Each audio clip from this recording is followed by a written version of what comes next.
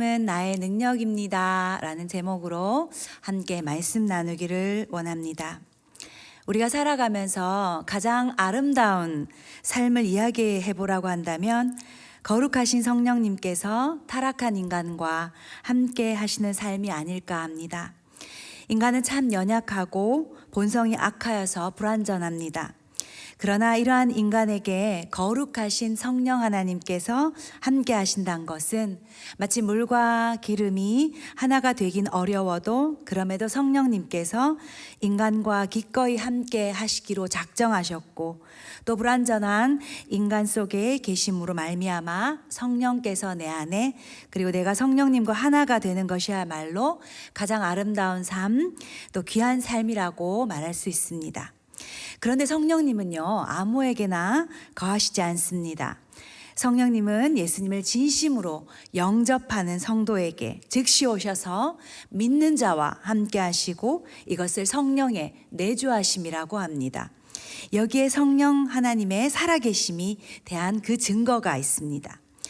사도행전 8장에서요, 베드로와 그리고 요한이 사마리아 사람들에게 성령을 받을 수 있도록 그들을 위하여서 기도하는 장면이 나옵니다.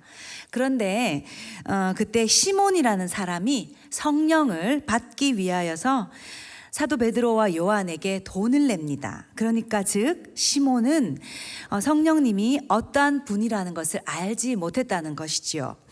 아마도 그는 주님을 진정으로 믿는 것보다 성령의 권능을 돈 주고 사는 것에 목적을 둔 것 같습니다. 그러자 베드로는 하나님의 선물을 돈으로 사려고 했다면서 돈과 함께 망할 것이라고 합니다. 그런데 고린도전서 12장 3절에 보면은요, 또 성령이 아니고서야 누구든지 예수님을 주로 고백할 수 없다라고 하는 구절이 있습니다. 그러니까 예수님께서 나의 구세주시며 나의 왕이라고 분명하게 믿고 고백하는 성도들에게 성령님이 함께 하신다는 겁니다.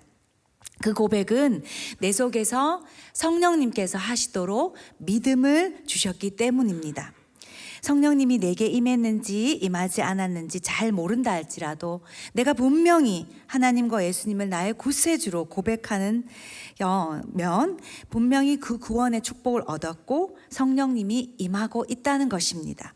그리고 이것은 예수 그리스도의 십자가 그리고 부활, 승천 사건 그 이후에 성령께서 완전하게 우리에게 내주하셨습니다. 그래서 신약시대 즉 그것을 성령시대라고 하고요. 사도행전은 성령행전이라고 해서 지금도 계속 진행되고 있는 것입니다. 그러므로 성령님께서 우리에게 오셔서 역사하시는 그 모든 것에 대하여서 우리가 더 섬세하게 알고 3년의 이 귀한 시간을 통하여서 우리 교회의 비전이 선포된 이 시점 가운데 우리가 이 기도 시간을 통하여서 성령 하나님과 함께 승리하는 기간이 되기를 간절히 소망합니다. 첫 번째로요, 성령님께서는 우리가 거룩한 삶을 살 수 있도록 하십니다. 능력을 베푸십니다. 우리가 성령에 대하여서 알아야 할 사실은요, 성령님께서는 정말 맑고 깨끗하다는 것입니다. 순결 그 자체입니다. 앞서 말씀 나눈 시몬이라는 사람이 베드로와 요한이 성령 받지 못한 사람에게 그리스도를 믿게 하고 안수함으로써 성령께서 임하게 된 것을 보고 그는 돈으로 성령의 권능을 얻고자 했습니다. 그때 성령님께서 베드로를 통하여서 하신 말씀은 이 순결하지 못한 자는 돈과 함께 망한다고 했습니다. 즉 하나님 앞에서 바르지 못한 마음은요, 받을 축복도 없다는 것입니다. 그렇게 악함을 회개하고 기도함으로써 마음에 품었던 나쁜 생각들을 용서받으라고 합니다. 성령의 권능을 돈으로 사서 돈벌이 해보겠다는 그 시몬에게 성령님은 베드로를 통하여서 그 악한 생각에 철퇴를 가하셨습니다.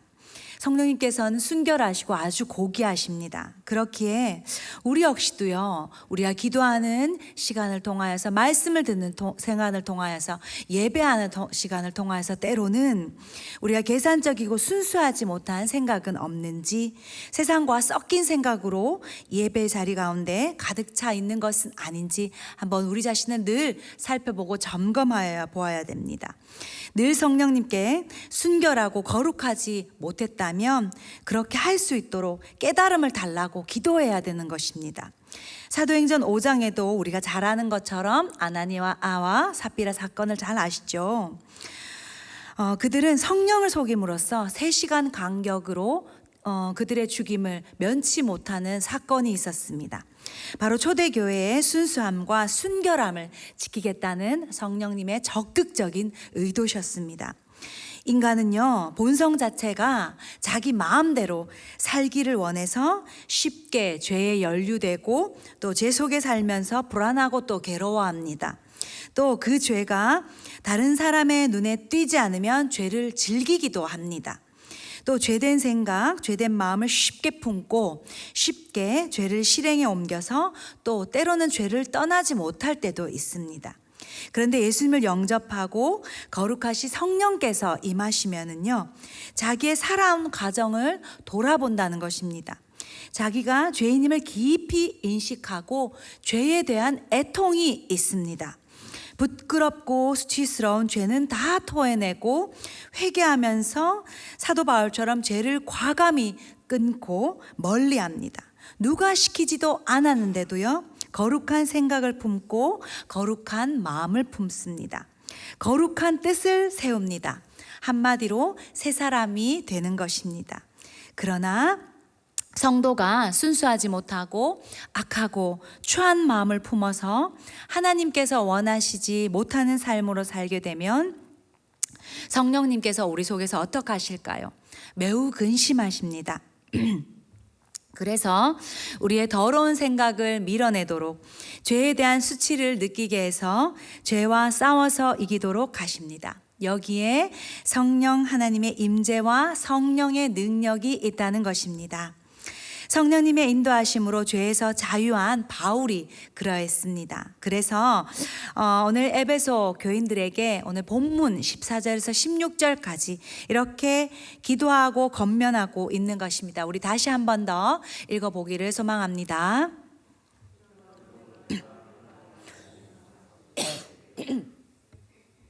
이름을 주신 아버지 앞에 무릎을 꿇고 비노니 그의 영광의 풍성함을 따라 그의 성령으로 말미암아 너의 속사람을 능력으로 강건하게 하시오며.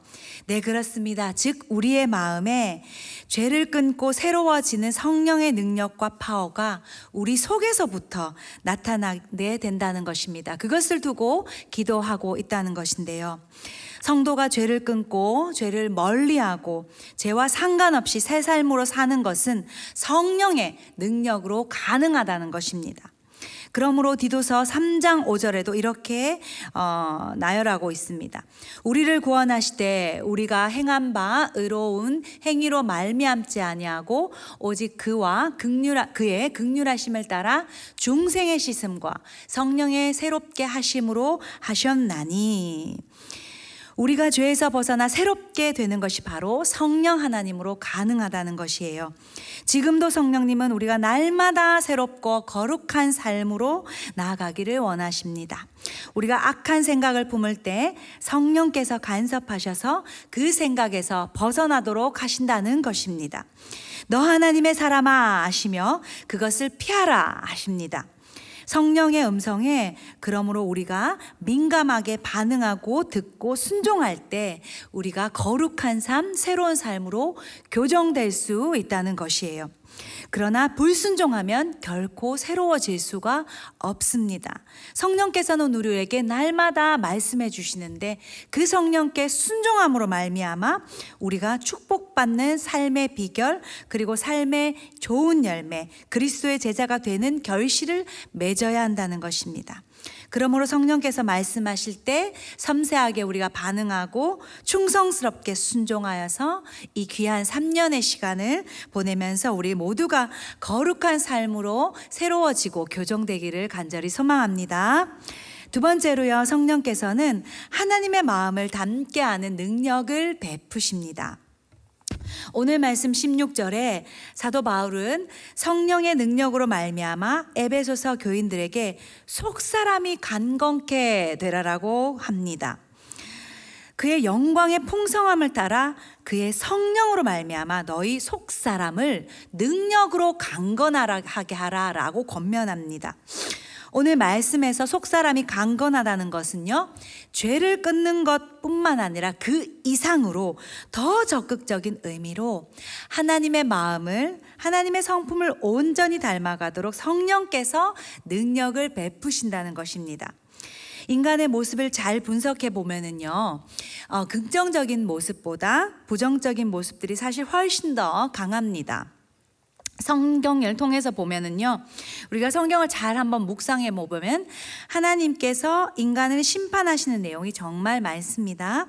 이는 인간을 죄로부터 돌이키게 하시려는 하나님의 선한 의도를 보여주심과 동시에 인간의 타락한 본성이 얼마나 심각하다는 것을 알려주시는 것입니다. 작심상인이라는 말을 우리가 잘 아실 것입니다.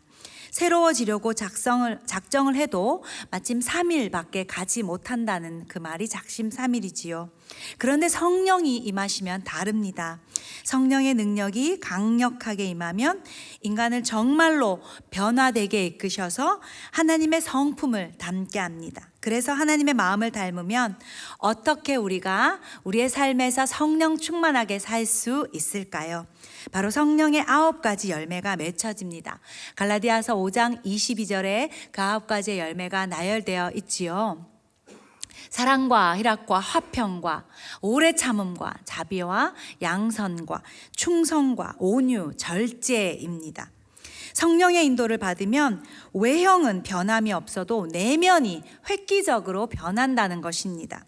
부정적인 요소들, 마음을 다스리기 못하는 요소, 불순종의 요소, 교만과 허세의 요소들이 다 사라집니다.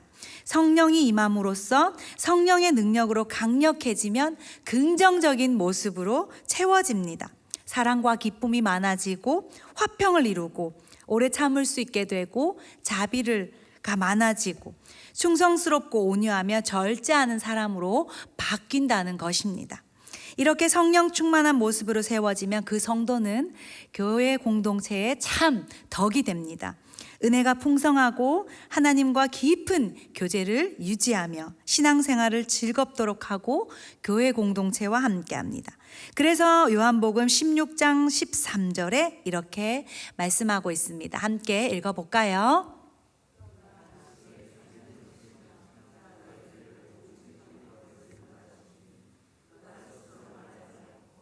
오직 들은 것을 말하며 장래일을 너희에게 알리시리라. 아멘. 성령님께서 우리를 최상의 모습으로 세워 가신다는 것입니다. 사도 바울 역시도 이 성령의 능력으로 강력하게 변화되었을 때 훗날 하나님의 말씀을 품고 담게 되므로 그의 입에서 에베소 교회인들에게 이렇게 고백합니다. 에베소서 4장 2절 3절에 이렇게 말씀하고 있는데요. 함께 읽어보겠습니다.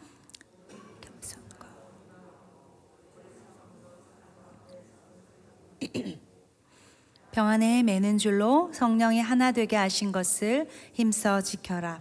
또 31절과 32절을 읽어보겠습니다. 너희는 모든 악독과 노함과 분냄과 떠드는 것과 비방하는 것을 모든 악의와 함께 버리고 서로 친절하게 하며 불쌍히 여기며 서로 용서하기를 하나님이 그리스도 안에서 너희 용서하심과 같이 알아. 그렇습니다. 사도 바울은요, 오직 그리스도의 사랑으로 말미암아 범사에까지 덕스러운 사람이 되어져 갔습니다. 사도 바울의 신앙의 목표는요, 예수 그리스도의 장성한 믿음의 분량에 이르는 것이 그의 신앙의 목표가 되었습니다. 나이가 들면 들수록 끊임없이 성장하게 되었고 더 신앙은 깊어져 가게 된 것입니다. 그래서 하나님의 마음을 닮아서 성령의 9가지 열매를 삶에서 충만히 맺어갈 수 있었던 것입니다. 그러므로 하나님의 말씀, 하나님의 마음을 닮아갈 수 있는 것은 성령 하나님과 함께하는 믿음의 자녀가 단 일회성, 단발적이 아닌 성령의 인도하심에 지속적으로 순종할 때만이 닮아갈 수 있고 가능합니다. 3년이란 시간이 사실 우리에게 결코 짧은 시간이 아닙니다. 적은 시간도 아닙니다. 그렇기에 끝까지 이 시간을 통하여서 그리스도의 장성한 분량에 이르기까지 우리가 성령의 능력을 의지하기를 원합니다. 우리의 힘으로 시간을 채우는 것이 아니라 성령님께 온전히 의지하고 순종함으로 기도할 때 하나님의 마음을 우리 모두가 얻게 될 줄 믿습니다. 그 순종의 능력, 순종의 축복을 우리 모두가 획득하기를 소망합니다. 마지막으로요, 성령님께서는 나의 어떠한 약함도 견고하고 강하게 해주십니다. 인간은 막 땅에서 올라오는 대나무 순처럼 강한 것 같지만은 아주 약합니다. 잘 자라서 곧게 뻗은 나무는 아주 강하지만 이제 막 땅에서 올라오는 대나무 순은 너무 약해서 손으로도 부러뜨릴 수 있습니다. 그만큼 인간의 마음도 이러하다는 겁니다. 언뜻 보면 강한 것 같지만 지나가다가도 의미 없이 하는 다른 사람의 아무런 말에도 그만 상처받기 쉽고, 갈등을 일으킬 일도 아닌데 감정 정리가 되지 않아서 좀처럼 회복되기도 어렵고, 이렇게 약한 것이 인간의 마음이라는 것입니다. 상처받으면 극복하기보다 그로 인해서 왜곡된 해석으로 더 일을 그르치기도 합니다. 신앙생활을 하다가도 별것 아닌 것 때문에 여러 이유로 신앙을 때로는 저버리기도 하고 넘어지기도 합니다. 그래서 성령님께서는 하나님의 백성, 성도 한 사람 한 사람에게 오신 이유가 분명합니다. 약함을 강함되게 하시기 위해서입니다. 초대교회 시절에 성령님께서는요, 그리스도를 온전하게 믿는 자에게 능력이 되셨습니다. 그래서 이 능력에 강력하며 그 당시 핍박과 환난을 당한 성도들에게 어떠한 고난에서도 견고하고 흔들리지 않도록 굳세게 했습니다. 우리 교회 제자비전 슬로건도 심령이 강한 자, 강력한 자를 담임 목사님께서 늘 말씀하십니다. 성령님으로 강력한 사람, 심령이 강력한 예수의 제자를 양성하는 것에 우리가 목적을 두고 있기 때문입니다. 요즘 현대 크리스찬, 우리 다음 세대 아이들을 보면은요, 조금만 어려움이 있어도 마음 관리가 잘 되지 않고 감정 관리가 잘 되지 않아서 연약한 아이들을 종종 많이 봅니다. 감정과 마음으로 신앙도 때로는 뒤로 밀어두는 친구들도 10대 아이들도 보게 됩니다. 그래서 예배 현장을 쉽게 떠나려고 하고요. 또 기도도 중단하려고 하고 하나님의 사랑과 하나님 아버지의 마음은 더더욱 관심이 없습니다. 그런데요, 사도 바울을 한번 잘 우리가 떠올려 봅시다. 현대인들보다 수백 배, 수천 배, 그리고 초대교회 성도들도요, 그 숱한 환난에도 끄떡없이 믿음을 지키며 위대한 성경의 역사적 인물로서 제시되고 하나님께 쓰임받는 영향력 있는 사람으로 아직까지 우리에게 영향을 끼치는 그 이유가 뭘까요? 유혹도 시련도 환난도 시험도 다 이겨내며 믿음을 지키고 사명자로 살았던 이 사도 바울 한 사람의 이 가치가 왜 그렇게 중요했을까요? 그건 바로 성령님의 능력으로 온전하게 다듬어져 갔고 성령님의 능력으로 강력해졌기 때문입니다. 신앙생활을 하다 보면 고난과 어려움을 만날 수도 있고 시련이 찾아올 수도 있습니다. 특별히 3년의 기도 기간 동안에는 더욱 가정과 교회가 영적으로 견고하게 무장되지 않으면 어떠한 시련과 유혹이 찾아올지 모릅니다. 그렇기에 성령님의 인도하심을 두고 우리가 늘 기도해야 하고 그 어떤 상황에도 함께 성령과 연합하여 기도함으로써 우리의 믿음이 흔들리지 않아야지만이 오직 성령의 은혜로 성령의 능력으로 이 모든 상황을 지혜롭게 잘 이겨나갈 수 있다는 것입니다. 현재 오미크론의 확산세가 범상치 않지요. 그럼에도 불구하고 설사 오미크론으로 인하여서 잠깐 가정에 댁에서 격리되어 있을지라도 그 시간이 오히려 더 성령님과 함께 깊어지는 신앙으로 우리가 무장해야 됩니다. 약한 마음이 강해지고 약한 신앙이 견고해지면 훗날 마음이 약한 자들을 일으켜주고 소망이 없는 자들도 붙들어주는 사람이 될 줄 믿습니다. 이제 말씀을 함께 정리할게요. 우리의 속사람 내면을 더욱더 강화시켜서 모든 상황을 내 힘으로가 아닌 성령의 힘으로 온전해지고 강력해지는 심령의 사람이 우리 모두가 되기를 소망합니다. 마음이 약해질 때 성령께서 내 속에서 나를 강하게 하고 계심을 기억하시고 그 성령님을 의지합시다. 그러면 우리 신앙이 견고하게 성장하고 모든 것을 다 잘 극복하게 될 줄 믿습니다. 우리 인생 전체가 승리하고 우리 가정이 우리 교회가 끝까지 승리하기 위해서 더더욱 성령님만을 의지하기를 소망합니다. 오늘 말씀처럼 성령님께서는 우리에게 죄를 끊도록 거룩하게 하십니다. 하나님의 마음을 닮아가게 하십니다.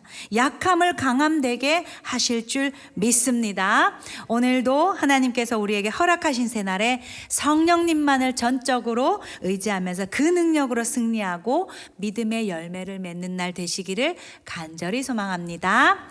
우리 함께 말씀을 기억하시고